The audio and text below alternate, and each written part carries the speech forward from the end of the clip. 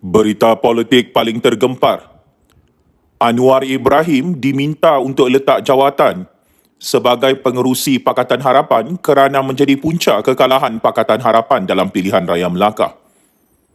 Untuk makluman rakyat Malaysia, pengerusi Pakatan Harapan Datuk Seri Anwar Ibrahim digesa bertanggungjawab di atas kekalahan Pakatan Harapan dalam pilihan raya negeri Melaka dengan melepaskan jawatan sebagai pemimpin tertinggi gabungan parti itu. Penganalisis politik Dr. Muhammad Taufik Yaakob berpandangan kegagalan Parti Keadilan Rakyat mempertahankan mana-mana kerusi Dewan Undangan Negeri juga menjadi sebab kukuh untuk Anwar Ibrahim perlu berundur. Muhammad Taufik berkata, Anwar hanya seperti dinosaur purba dalam politik dan kedudukan Presiden PKR itu sudah tidak lagi relevan.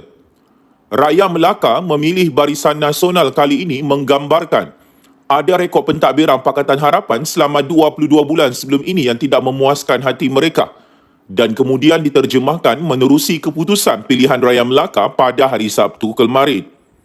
Di mana Pakatan Harapan? PKR juga dilihat gagal mempertahankan satu kerusi, bahkan ada dun hilang wang deposit. Maka siapa perlu bertanggungjawab? Sudah pasti pengarah pilihan raya PKR dan Presiden PKR serta pengerusi Pakatan Harapan yang perlu bertanggungjawab. Bagi hal ini, Anwar perlu letak jawatan serta-merta dan tinggalkan kerusi pengerusi Pakatan Harapan bagi menunjukkan beliau bertanggungjawab terhadap kekalahan besar dialami oleh Pakatan Harapan di Melaka. Kata penganalisis politik ketika menjadi panel dalam program Sinar Live yang mengupas tajuk Mampukah Kerajaan Pilihan Rakyat Melaka mengembalikan kestabilan dan kemakmuran negeri Hang Tuah ini? Menurut Muhammad Taufik, sejak awal percaturan Pakatan Harapan yang meletakkan calon pemimpin lompat iaitu calon katak yang ditolak oleh penyokong sendiri juga menunjukkan mereka gagal belajar daripada kesilapan. Ini berbeza dengan Barisan Nasional yang berani mengemukakan 85% muka baharu. Saya juga terkejut, begitu juga penganalisis politik lain kerana Barisan Nasional sebelum ini penuh keegoan dengan muka-muka lama tapi mereka belajar daripada kesilapan. Namun dalam soal taktik Pakatan Harapan, signal mesej sudah ada, ditolak penyokong tapi disebabkan ego pemimpin dinosaur purba.